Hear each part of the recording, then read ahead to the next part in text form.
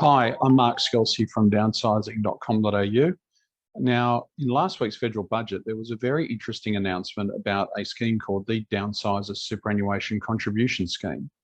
The scheme was originally introduced in 2018 and allows people who are selling their home and looking at downsizing to place additional funds into their superannuation. Now, the big announcement in last week's budget was that the eligibility age of the scheme is looking at coming down from 65 to 60. Now, this brings a lot of very interesting implications, a lot of implications for people who are planning their retirement. And to go over these interesting ideas, I'm joined by Jonathan Philpot, the partner wealth management at HLB Mann Judd. And Jonathan, welcome to downsizing.com.au. Thanks, Mark. Thanks for having me. So just in a nutshell, maybe we'll start from the start. What is the government's Downsizer contribution scheme? Yeah, so the intention by the government a couple of years ago was to encourage more of the older Australians to consider, as part of their, their lifestyle decisions when they were perhaps looking to sell up the family home and perhaps move into a sort of smaller residence and so forth, to use a portion of that to boost their superannuation savings. So they allowed, if you'd owned your own home for a period of 10 years, and you're over at that point in time, the age 65, they allowed you to make a one-off contribution of $300,000. So for a couple, that was $600,000 to go into their superannuation fund, and that was a tax-free contribution going in. And it was regardless of your existing superannuation balance and whether you're eligible to contribute or not. You're able to make that contribution to your fund. Great. So, I mean, do you think the changes bringing down the eligible age from 65 to 60 will be popular, and why? Or is it a bit too early to tell as well? I've always said it's probably more of a lifestyle decision rather than more of perhaps a financial one in regards to the downsizer. Typically it's whether children are still at home and all these sorts of factors. But yes, absolutely, there's still a financial consideration to it all. And for people particularly that may have basically have all their wealth in their home and very little wealth outside of their home, this was the ideal time to basically put a little bit more money in their own name so they could spend it in their retirement years. So that's really the intention of it.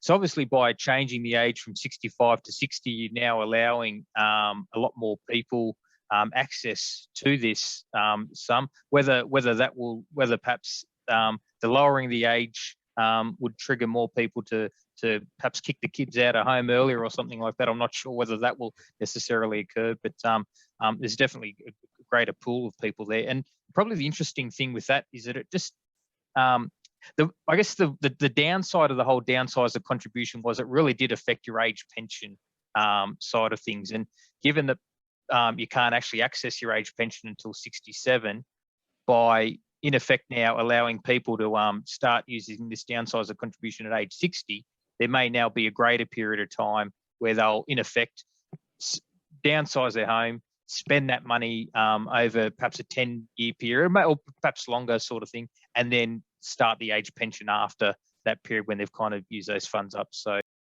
maybe just explain that a little bit, Jonathan, in terms of that. I guess what you're saying is that currently when you do get the pension, there is a test in place in terms of both assets and income, and there was the concern that the downsizer contribution could tip people over those tests, and they could actually lose or have reduced access to the pension. So yeah. What you're saying is that this will allow people to release those funds early ahead of those tests, and potentially use those funds in the lead up to the pension being eligible. That's what you're saying. Is that right? That's right. Yeah, that's right. Because the problem with, and it's the assets test that really affects you with this, in that the home's always assets test free, and superannuation investment wealth is tested under the assets test. So, and the way that the tapering rate works, it was such a disincentive to really decrease home values and increase investment values that for people that were receiving part age pensions or even full age pensions, for them it may well not have really made a lot of sense for them to utilise this downsizer contribution. But as you just mentioned there before, if you do basically start it well before you were eligible to commence the age pension, and so by the time that you then get to age pension age, perhaps that investment or money that you had in your superannuation fund has been partially spent over those years, then it won't have the same impact as obviously if you sold it, say, at age 67, and then it would have a far greater impact on reducing your age pension at that age. Yeah, okay, that's good. So effectively what you're saying is that the potential, if you're in the right, if you own a home, if you own a family home, you've owned that home for 10 years, the potential that this could be useful if someone did want to retire early, there is that this should be considered in the mix as a financial solution. Yeah, absolutely. Yeah, it's now part of the considerations there. Yeah. Yeah. And as well, there's been some discussion, Jonathan, and I think you made this comment last time when this scheme was originally announced, that there is the potential, although we haven't seen the legislation yet, that there's an arrangement called the bring forward contributions, where you can make 3 years worth of contributions in 1 year. It does seem like there's the potential you could both make a downsizer contribution, and if you happen to have other sources of income, or even if you've had a particularly huge downsizing windfall, you could actually use those two arrangements together. This is a possibility, isn't it? That's right. Yeah. So this is the non-concessional contributions, which before the age of 65, you can bring that 3 years forward into the one financial year. And so, as you said, if you did have were significantly downsizing the home, and there was a spare, basically $1.2 million available from it for a couple. That would be nice, Jonathan, I've got to say. Well, that's you're going from a nice Sydney home maybe to down the south coast or something like that, perhaps. Far south coast.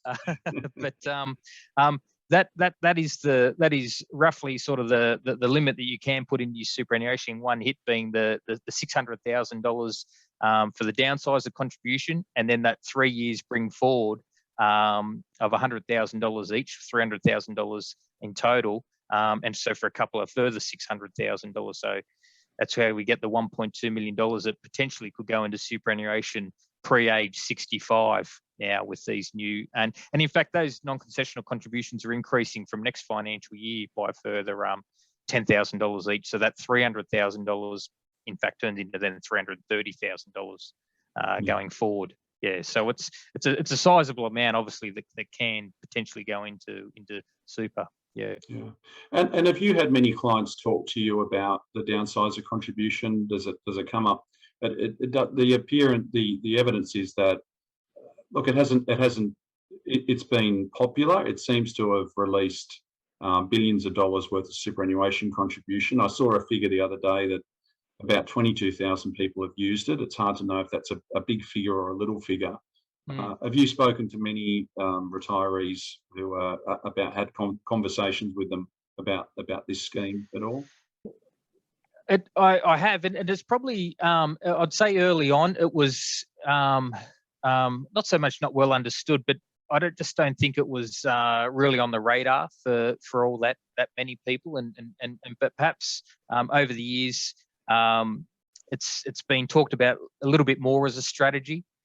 And certainly the last, I'd say, 2 years, for a number of clients, I have utilised it, and they'd typically be, I would say, more certainly in their 70s, not so much at the younger point. And again, lifestyle decision making was the number one priority for it, either moving closer to family or just simply the home was just too big for them now to look after, all these sorts of factors. That was really the number one driving. But then, pointing out that they are eligible, even if they were, the 10 years past, the last time they put any money into superannuation, now being able to put a further sum from the residual sale proceeds from the home certainly just gave it that little bit of a boost for them. So I'd say the last couple of years it's certainly starting to get a little bit more momentum going forward. Yeah.